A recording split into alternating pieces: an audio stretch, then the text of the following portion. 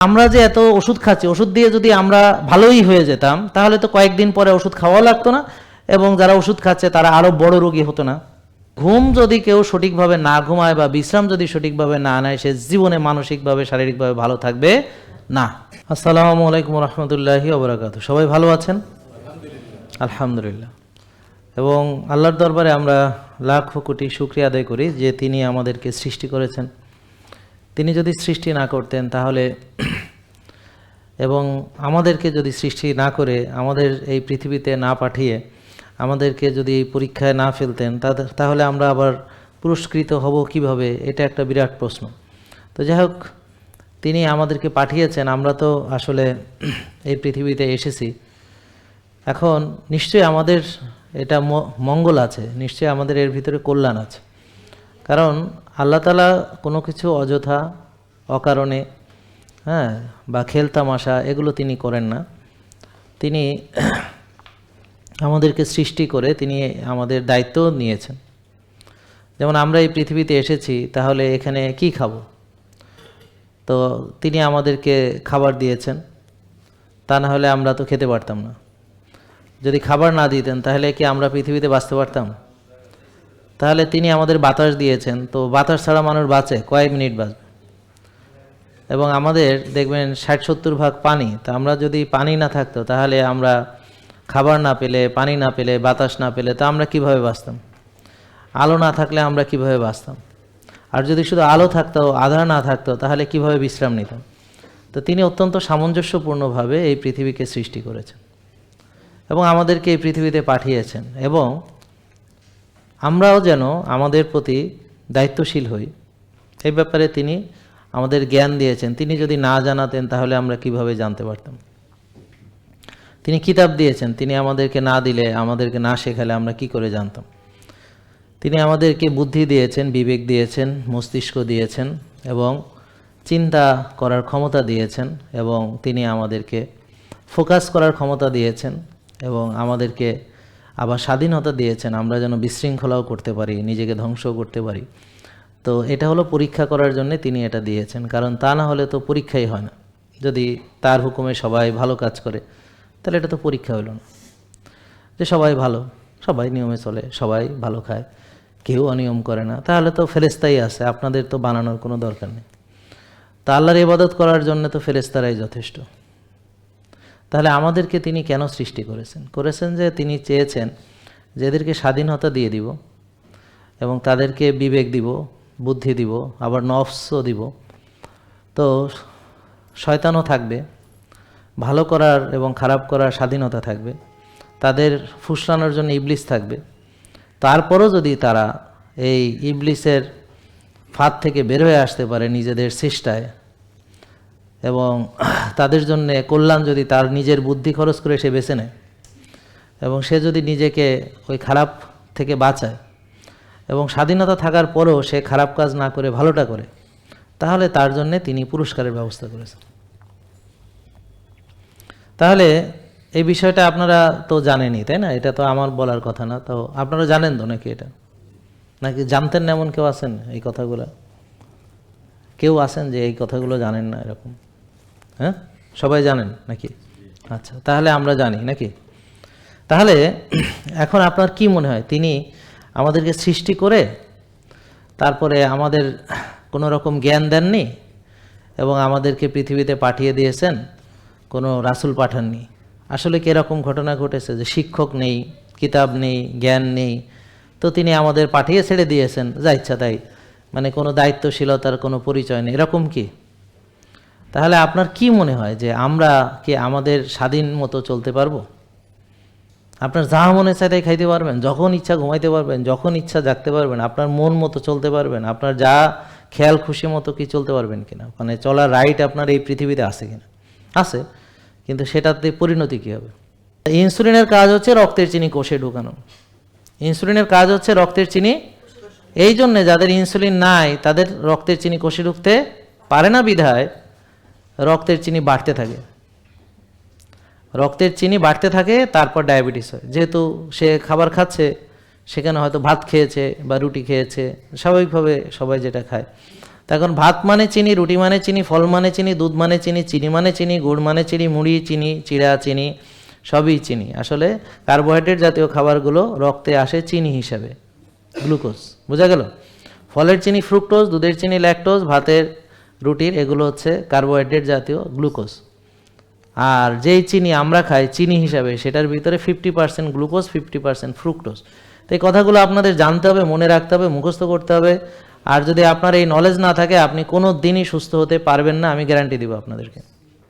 আজকে আপনারা রুগী, তার কারণ হলো আপনাদের এই নলেজ নাই বলে।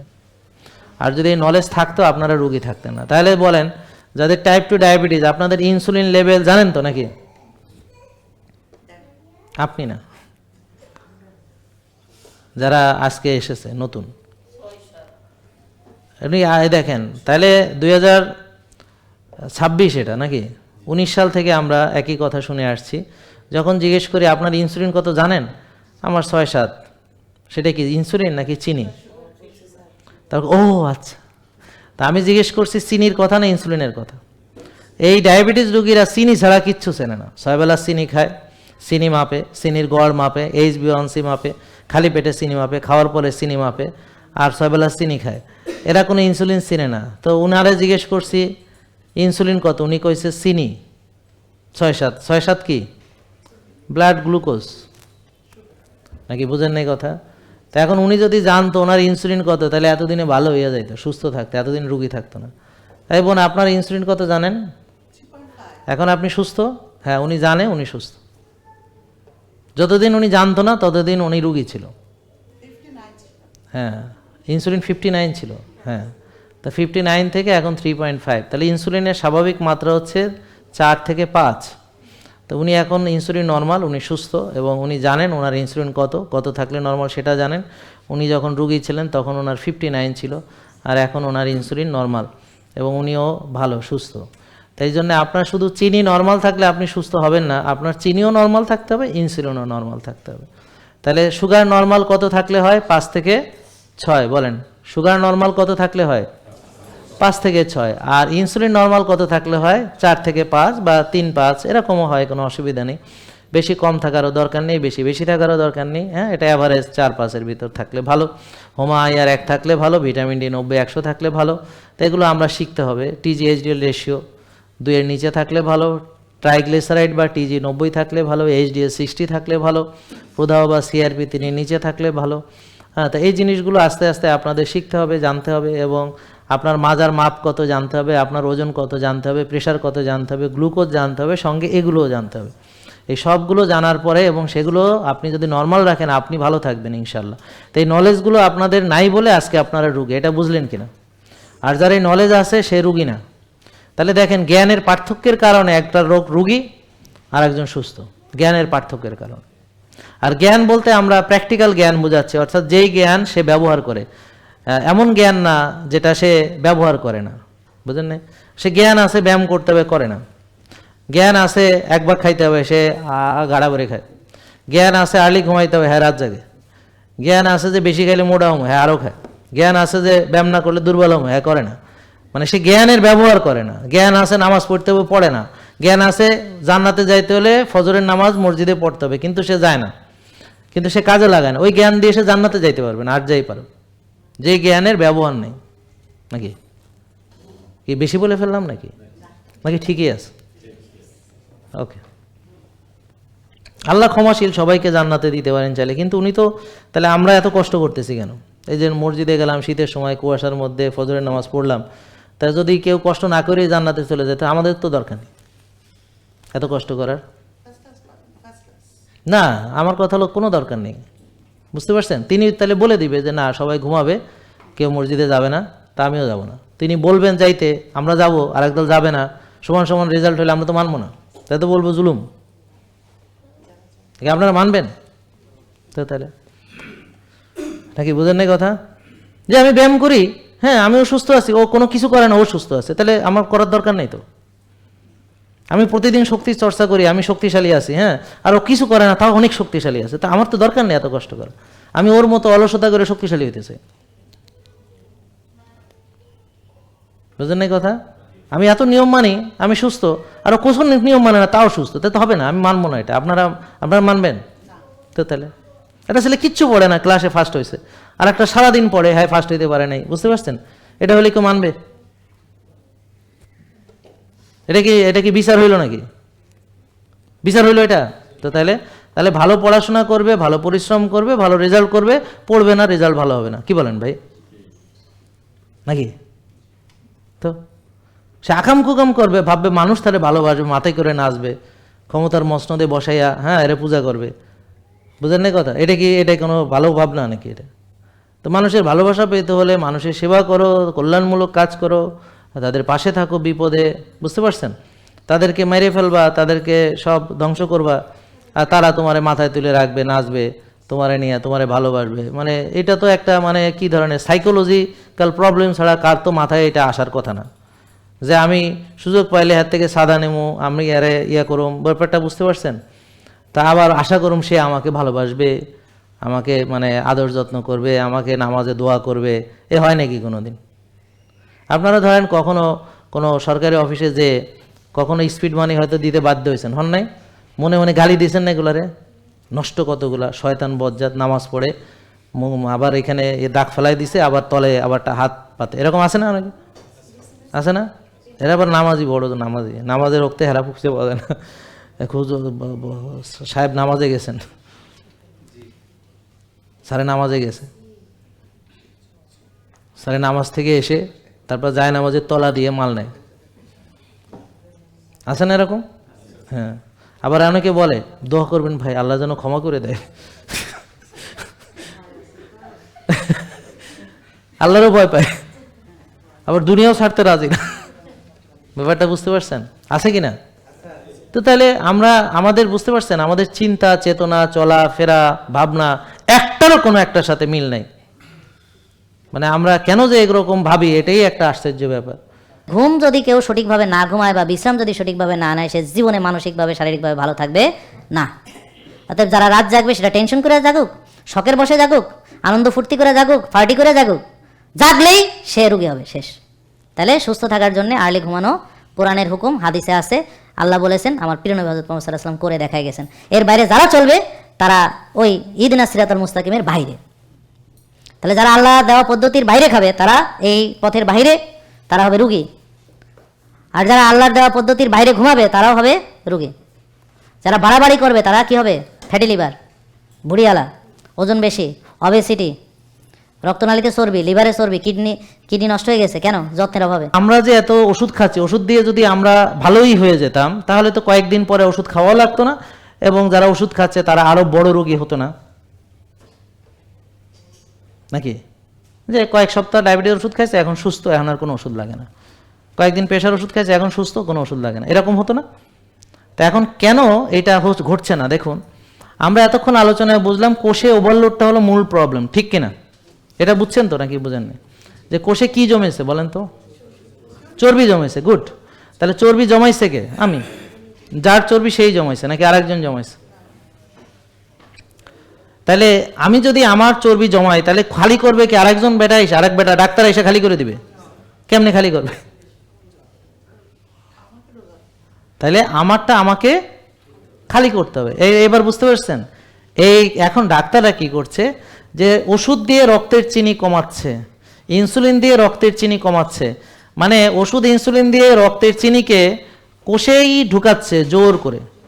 তো এতে আগে থেকে ওভারলোড যে কোষ, সেটা আরও ক্ষতিগ্রস্ত হচ্ছে, এবং একসময় কোষটা সমস্যা হয়ে যাচ্ছে, এবং এইভাবে আস্তে আস্তে চোখ নষ্ট হচ্ছে, লিভার নষ্ট হচ্ছে, কিডনি নষ্ট হচ্ছে, ডায়াবেটিসের চিকিৎসা করাতে করাতে হার্ট অ্যাটাক করছে, পা কাটা যাচ্ছে, নার্ভ নষ্ট হচ্ছে, শক্তি কমে যাচ্ছে, দুর্বল হয়ে যাচ্ছে, পুরুষত্ব নষ্ট হচ্ছে, ইডি হচ্ছে, পুরুষদের ইরেকটাইল ডিসফাংশন হচ্ছে, মেয়েদের পিসিওএস, পিসিওডি, এগুলো অলরেডি আলোচনা করলাম, বোঝা গেল?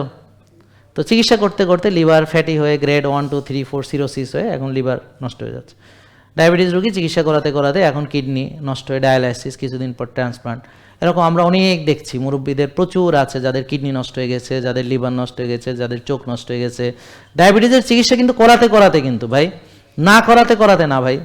তাহলে যে চিকিৎসায় রোগী ভালো হয় না, ওষুধ থেকে বাঁচা যায় না, এই চিকিৎসা করে আপনারাও একই পরিণতি হবে।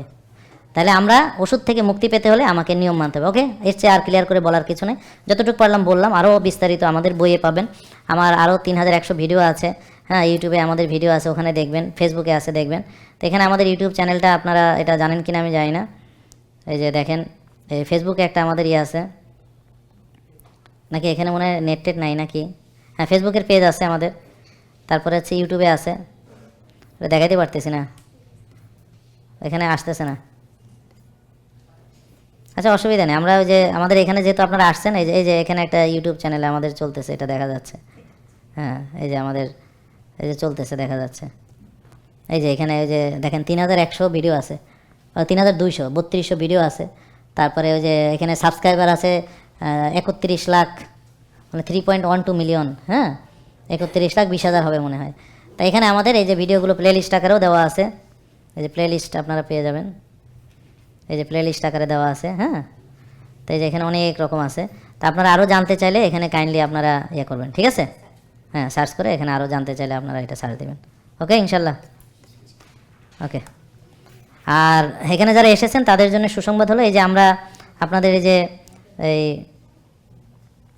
1 মিনিট, এই যে আপনাদেরকে ধরেন আমরা যে এই পরামর্শগুলো দিতেছি, হ্যাঁ, এগুলো আবার পার্সোনালাইজ যে পরামর্শটা, সেটা আমাদের ডাক্তার, আমাদের পুষ্টিবিদ আপনাকে এটা বলবেন যে আপনার করণীয় কী কী। তো এই যে আপনার ধরেন যদি ভিটামিন ডি 90-100 থাকার কথা, তো কম থাকলে আপনাকে পরামর্শ দেবে এই খাবার খান, রোদ্রে যান, নারকেলের তেল মাখুন বলে দেবে। সুগার বেশি আছে, এটা কমানোর জন্য বলবে এখন এই খাবার খান, রোজা রাখুন, এভাবে চলুন। তারপরে যদি ফ্যাটি লিভার থাকে, বা যদি মেয়েদের কোনো সমস্যা পিসিওএস থাকে, বা পুরুষদের যদি ইডির প্রবলেম থাকে, বা প্রেশারের প্রবলেম থাকে, বা হার্টের সমস্যা থাকে ইত্যাদি। তো এখানে আমরা সবাইকে এই মূল যে আমাদের পরামর্শের সঙ্গে আরও তার জন্য স্পেসিফিক কোনো সমস্যা সমাধানের জন্য তাকে যে এই পরামর্শগুলো দিবে, যেখানে শ্বাসের 8টা ব্যায়াম আছে, ঘাসে হাঁটা লাগবে, রোদে যাওয়া লাগবে। এই যেমন ধরেন এখন আমি বরফের থেকে ডুব দিয়ে আসলাম, তা আমি আজকে রোজা আছি, অনেকে আছে রোজা, সোমবারে অনেকে রোজা রাখে, তা আমি রোজা আছি, তা আমি উঠছি আরও আগে, তাহাজ্জুদ পড়ছি, তারপরে পানি খেলাম লবণ মেশানো, তারপরে মসজিদে গিয়ে জামাতে নামাজ পড়লাম, ব্যাডমিন্টন খেললাম একদম 9টা পর্যন্ত, এই যে মানে ফজরের পর থেকে খেলে, তারপরে ওই যে জ্যাকুজি করলাম, তারপর বরফ থেরাপি করলাম। তো এখানে আমাদেরকে সবসময় খেয়াল রাখতে হবে যে আমরা আমাদের প্রতিটি সেকেন্ড মূল্যবান সবার জন্য।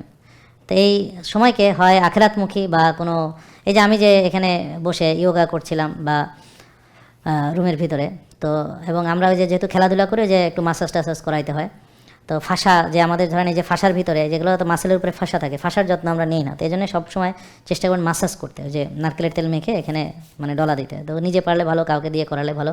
মাসাজ খুবই গুরুত্বপূর্ণ, এটা আমাদের অনেকেই বুঝি না। ফিজিওথেরাপি খুব গুরুত্বপূর্ণ, হ্যাঁ, এগুলো অনেকে আমরা বুঝি না। ইয়োগা খুবই গুরুত্বপূর্ণ, বিশেষ করে আমরা যে কোনো খেলার পরে ইয়োগা করা উচিত 10-15 মিনিট। হ্যাঁ, এটা আমাদের শরীরের জন্য খুবই প্রয়োজন। তো আমরা জিম করলে আমাদের ইয়োগা করা উচিত, আমরা দৌড়ালেও এটা ইয়োগা করা উচিত, মানে স্ট্রেচিং এক্সারসাইজগুলো আলাদাভাবে করা উচিত। তো যাই হোক, তো এখন ওখানে কিন্তু আমি আবার 1 ঘন্টা আবার একটা লেকচার শুনলাম। তার মানে আমরা যখন কাজ করি, কাজের ভিতরে পারলে যদি ধরেন আমি ব্যায়াম করতেছি, তো আমি কানে দিয়ে আবার একটা লেকচার শুনি, মানে আমার জ্ঞান অর্জন, তারপর আখেরাতমুখী, তারপর দুনিয়ার কল্যাণ, নিজের স্বাস্থ্যের কল্যাণ, এগুলোকে একত্রিতভাবে করা মানে চেষ্টা করতে হবে, কারণ সময় অনেক মূল্যবান। ধরেন আপনি সকালে হাঁটলেন, শুধুই হাঁটলেন, এতে উপকার হবে। কিন্তু আপনি যদি কানে দিয়ে আমাদের এই লেকচারটা শুনেন একটা কান দিয়ে, তাহলে আপনার কোনো ক্ষতি হবে না, কিন্তু আপনি আরও কিছু শিখলেন। তো হাঁটতে হাঁটতে যদি শ্বাসের ব্যায়াম করেন আরেকটু ভালো, তারপর হাঁটতে হাঁটতে যদি একটু ঘাসে হাঁটেন আরেকটু ভালো হলো, যদি একটু রোদও পোহান তাহলে আরেকটু ভালো হলো। এভাবে আপনার সময়টাকে কতভাবে ভালো দিকে, আবার যদি মনে করেন যে একটু জিকির করলাম, সুবহানাল্লাহ, আলহামদুলিল্লাহ, লা ইলাহা ইল্লাল্লাহু, আল্লাহু আকবার করলেন, হ্যাঁ, সুবহানাল্লাহি ওয়া বিহামদিহি আদাদা খালকি ওয়া রিদা নাফসি ওয়া জিনাতা আরশি ওয়া মিদাদা কালামিহি, যে আমি একটু মনে মনে জিকির করলাম, তাহলে আরেকটু ভালো হলো। তো এইভাবে আপনার প্রতিটা সময়টাকে মানে কতটা ফ্রুটফুল করা যায়, দুনিয়া আখেরাত, নিজের কল্যাণ, নিজের জ্ঞান অর্জন, নিজের স্বাস্থ্যের কল্যাণ, আবার আল্লাহকে খুশি করা, এবং মানুষের কল্যাণে কাজে লাগানো। যেমন এখানে হচ্ছে আপনাদেরকে আমরা এটা নলেজ ডিস্ট্রিবিউট করছি যেন আপনারাও এইগুলো মেনে সুস্থ থাকেন, শেখেন, জানেন, বোঝেন এবং মেনে ভালো হন। যেমন এই যে বোন এখন নামাজ পড়তে পারে, তো উনি তো রোজা রাখতে পারেন এই 7 বছর, তাই যে এখন রোজা রাখতে পারছে, আলহামদুলিল্লাহ। তাহলে এই যে একটা সওয়াবের কাজ, যে ওনার জীবনটা পরিবর্তন হয়ে গেল, যে উনি খাদের কিনারায় ছিলেন, মৃত্যুর দ্বার প্রান্তে দাঁড়ানো ছিলেন, যে উনি মেনেই নিয়েছিলেন মারা যাবেন, এবং সব ওনার গহনাগাড়ি সব দান সাদকা করে দিয়েছেন, যে উনি প্রস্তুত মরে যাবে, সব দিয়ে যায় মানুষকে, কিন্তু উনি মরেন নাই, আলহামদুলিল্লাহ, এখন সুস্থ আছেন, জিম করছেন। তো এই যে একটা মানুষের পরিবর্তন, একটা মানুষের জীবন ফিরে পাওয়া। তো এইভাবে আপনারাও চাইলে আমাদের এই নলেজগুলো শেয়ার করতে পারেন সবাইকে, নিজে মানুন ভালো হয়ে আবার অন্যকে আবার পরামর্শ দিন। তো এটাকেও আপনারা একটা মানে মানুষের কল্যাণের হাতিয়ার বা মানুষের যে ভালো জ্ঞান এটা বিতরণ করার জন্য আপনি নিজেও প্রচেষ্টা করে, হ্যাঁ, আপনিও এখানে দেখা গেল আমরা এই যে একটা লোক আমার পরামর্শে ভালো হলো, ওর পরামর্শে হলো আরেকজন, তার পরামর্শে হলো আরেকজন। আমি হয়তো পৃথিবীতে নাই, কিন্তু এখনও যেমন হাদির অনেক ভিডিও দেখে এখনও আসতেছে, ও দেখে কী ওদিন অঙ্ক শেখাচ্ছে, কী শেখাচ্ছে, সেই ভিডিও আছে। তাহলে সে মরে যেও সে মরেনি, তো তার কাজ চলমান। তো এরকম আমরা যদি এটাকে সদগায়ে জারিয়া হবে আর কি, যখন আপনি মারা গেলেন কিন্তু আপনার কল্যাণ কাজের সিলসিলাগুলো থেকে গেল। তো এইভাবে আপনারাও এটাতে আপনারা এসে অংশগ্রহণ করতে পারেন। ঠিক আছে ইনশাল্লাহ। তো আমরা সুস্থ হবো ইনশাল্লাহ, নিয়ম মানবো, রোদ্রে যাবো, ঘাসে আটবো, স্বাস্থ্যকর খাবার খাবো, নিজের যত্ন নিব ইনশাল্লাহ। ঠিক আছে। আর দু একটা প্রশ্ন ছোটোখাটো থাকলে করতে পারেন, আজকে সময় শেষ হয়ে গেছে। হ্যাঁ, আপনাদের যদি কোনো প্রশ্ন থাকে, যদিও আমরা এখানে তো ডাক্তার আছে, পুষ্টিবিদ আছে, আপনারা কি আমাদের প্রসিডিউরটা বুঝতে পেরেছেন তো, তাই না? তো ইনশাল্লাহ তাহলে সবাইকে ধন্যবাদ। আপনারা আশা করি নিজেদেরকে যত্ন নেবেন। এবং লাস্টে শুধু একটা কথাই বলবো, দেখুন নিজের ক্ষতি করবেন না, নিজেকে ভালোবাসুন। দেখেন আপনার প্রতিটা কর্মকাণ্ড বা অ্যাক্টিভিটিস হয় আপনার আখেরাতের ক্ষতি করে, নাহলে আখেরাতের জন্য ভালো। হয় আপনাকে দুনিয়া রুগী বানায়, অথবা আপনাকে সুস্থ রাখে। হয় আপনাকে মনে করেন যে অশান্তি দেয়, বা আপনাকে শান্তি দেয়। আপনার প্রতিটি আচরণ, প্রতিটি কর্মকাণ্ড, প্রতিটি কথাবার্তা, প্রতিটি চিন্তা চেতনা, সারাদিন আপনি যা যা করছেন, এটা হয় আপনার আমলনামায় ভালো কিছু লেখা হচ্ছে, নাহলে খারাপ কিছু লেখা হচ্ছে। এবং ওই যে আজকেও ওই যে আমাদের এক ভাই ওখানে মোকলেশ ভাই বলতেছিলেন যে যখন আমলনামা হাতে দেওয়া হবে, তো অনেকেই তখন বলবে যে এটা কেমন কিতাব, কিচ্ছু মানে সব আছে এখানে, কোনো কিছু নাই, এমন কিছু নাই যে মানে এত ছোটোখাটো জিনিসও এখানে লেখা আছে। অর্থাৎ জাররা জাররা পরিমাণ ভালো কাজ, জাররা জাররা পরিমাণ খারাপ কাজ, মানে ক্ষুদ্র ক্ষুদ্র খারাপ কাজ, ক্ষুদ্র ক্ষুদ্র ভালো কাজ, মানে যেটা আপনি চিন্তাই করেন না যে এটাও এখানে লেখা আছে, এটাও এখানে লেখা আছে। যে কেমন কিতাব, সব লেখা আছে, কিচ্ছু বাকি নেই। কি এটা পাইছেন আপনারা? হ্যাঁ হ্যাঁ। তো তাহলে আপনাদের প্রতিটি কর্মকাণ্ড, প্রতিটি চিন্তা ভাবনা, প্রতিটি অ্যাকশন, সেগুলোর কিছু কিছু রিয়াকশন সবসময় হতে থাকবে, ভালো বা খারাপ মনে থাকবে। যেমন সংক্ষেপে বোঝালে যে আমি যদি একটা ডিসিপ্লিন মানি, তাহলে আমি কি করব, ভোরে উঠবো। তা আমি ভোরে উঠবো, আজকে উঠেছি কিন্তু আজকে টের পাবো না আমার কী উপকারে লাগছে। কিন্তু আমি যখন নিয়মিত এভাবে উঠতেই থাকবো, বেশ অনেক বছর পরে দেখবেন যে আপনি একটা সুন্দর রেজাল্ট পাচ্ছেন। Do understand? আজকে আপনি একক তো নামাজ পড়ছেন, কী হলো আপনি বুঝতেছেন না, কিন্তু যখন আখেরাতে যাবেন দেখবেন এই একক তো নামাজ আপনাকে, যেমন ফজরের 2 রাকাত সুন্নতের কথা বলেছে, দুনিয়া আখেরাতে সবচেয়ে দামি জিনিস, কথাটা বুঝতে পারছেন? মানে অনেক দামি এটা। তাহলে দামটা আপনি এখন কিন্তু বুঝতে পারতেছেন না, কিন্তু একটা সময় বুঝবেন। আমি কি বোঝাতে পারছি? তো এর জন্যে প্রতিটি অ্যাকশন যেটা হয় আপনার ধরেন একটা ভালো হবে, নাহলে খারাপ হবে। যে আমি সকালে উঠে ব্যায়াম করলাম, ভালো হবে, করলাম না, একদিনে কিছুই হবে না, একদিন ব্যায়াম না করলে কী হয়, কিন্তু কোনো দিনই করি না, দেখেন আপনি রোগী হয়ে গেছেন। এভাবে আপনার যে কাজগুলো রেজাল্ট এখন পাওয়া যাবে না ভাই, বুঝতে পারছেন? এগুলো রেজাল্ট পরে পাওয়া যাবে। কারণ আজকে আপনাদের যে ধরেন কারো হয়তো মাজা ব্যথা, কারো হয়তো গিরা ব্যথা, কারো হয়তো ডায়াবেটিস, কারো হয়তো উচ্চ রক্তচাপ, কারো হয়তো ওজন বেশি, হ্যাঁ, কারো হয়তো শক্তি নাই, আছে না এরকম অনেকের, কারো হয়তো পা জ্বলে, হাত জ্বলে, এরকম। হ্যাঁ, তো এ ধরনের অনেকে আজকে আসছেন। এটা হলো এতদিন আপনি যা করেছেন, যা খেয়েছেন, যেভাবে চলেছেন, যেভাবে আপনার জীবনকে পরিচালিত করেছেন, সেটা হলো এই আজকে হলো আপনি হলেন সেটা রেজাল্ট। আগামী 10 বছর আপনি যা চলবেন, সেই রেজাল্টটা 10 বছর পরে আপনি সেটা হবেন, নাকি বুঝতে পারছেন? এভাবে সারা জীবন যেভাবে চলবেন সেটার উপরে আপনার বিচার হবে, আমলনামা হবে, নাকি সেটার উপরে আল্লাহ আপনাকে জান্নাত দিবেন বা জাহান্নাম দিবেন। কি ঠিক আছে, বোঝা গেল? তাহলে আমরা কেন নিজের ক্ষতি করব? এখন থেকে আমরা কি চিন্তা করব না? তাহলে যেই চিন্তা আপনার ভিতরে আসে, সেই চিন্তাকে প্রশ্ন করুন। সেই চিন্তা যদি আখিরাতের কল্যাণ হয়, তবে সেটাকে কাজে পরিণত করুন। সেই চিন্তাতে যদি আল্লাহ খুশি হয়, সেটাকে কাজে পরিণত করুন। সেই চিন্তা যদি আপনার স্বাস্থ্যের জন্য ভালো হয়, সেটাকে কাজে পরিণত করুন। সেই চিন্তা যদি কারো ক্ষতির কারণ না হয়, তাহলে সেটাকে কাজে পরিণত করুন। কিন্তু সেই চিন্তা যদি আল্লাহকে অসন্তুষ্ট করে, সেটাকে কাজে পরিণত করবেন না। সেটা যদি আপনার স্বাস্থ্যের ক্ষতি হয়, সেটাকে কাজে পরিণত করবেন না। সেটা যদি মানুষের ক্ষতি হয়, তাহলে সেটাকে কাজে পরিণত করবে না। তাহলে ইবলিস আপনাকে ধোঁকা দিতে আর পারবে না। ওয়াসওয়াসা দিয়ে কোনো লাভ নেই। কারণ ওয়াসওয়াসা দিয়ে লাভ নেই, যদি আপনার অ্যাকশনে কোনো পরিবর্তন না আসে, করতে পারে, তাহলে ওয়াসওয়াসা দিয়ে তার কোনো বেনিফিট নেই। কারণ তাকে আপনাকে বুঝাইলো যে ভাই এটা খান, বিরিয়ানি টিরানি অনেক কিছু বললো, বাট আপনি at the end of the day করেন আজকে খাবো না, থাক আরেকদিন খাবো, খেলেন না। তো এখন এই যে এত যে বুঝাইলো, লাভ হলো না তো। ধরেন একটা কথার কথা বলছে, হয়তো আদম আলাইহিস সালাম গন্ধম ফল খাওয়ার ব্যাপারে উনি হয়তো সিদ্ধান্ত নিলেন আর কি, থাক আমি না খাইলাম, কিস খাইলে তো মেলা কিছু হইব, তাই আল্লাহ যেহেতু নিষেধ খেলাম না। তো যদি না খাইতো, তাহলে তার ইবলিস এতই যে তাকে এত বুঝাইলো তো যে লাভ হতো না। ঠিক আপনি সকালে আপনারা ইবলিসে বুঝাইতেছে, যাই আজকে যান না, কুয়াশা বেশি, ঠান্ডা পড়ছে, যাই হাসি শুরু হয়ে গেছে, তোর যাইস না মসজিদে, আজকে পাশে পড়। হ্যাঁ, তা আপনি করলেন ঠিক আছে, আজকে যাই, মরলে মরুম, কেন চলে গেলেন, আপনি যাই নামাজ মসজিদে বলেন, তা ওর আর এই বুদ্ধি দিয়ে কোনো লাভ হলো না। বোঝা গেল এভাবে? আজকে বুদ্ধি দিল তো, তুই তো প্রতিদিন রাত্রে ঘুমাস, আজকে একটু যাক, কী হবে, আজকে একটু আনন্দ ফুর্তি কর। হ্যাঁ, আজকে জাগলে, একদিন জাগলে কিছু হয় না, তারপর কবো দাওয়াতে একদিন খেলে কিছু হয় না, এরকম অনেক কিছু বলবে। আপনি কি করবেন? ওর পরামর্শ না শুনে আপনি ঘুমাই যাবেন। ঠিক আছে, আমি ঘুম থেকে উঠা তোর ব্যাপারটা ভাবুন, আগে ঘুমাইলি। আমার কথা বুঝতে পারছেন? তারপর বলবেন যে ঠিক আছে আমি এটা খেলাম না, বেঁচে থাকলে অনেক খাওয়া যাবে, আজকে খেলাম না, দেখি পরে খামো, কয়ে ছেড়ে দিলেন। তো এই যে এত যে আপনার কুপরামর্শ দিল, কোনো তো লাভ হলো না।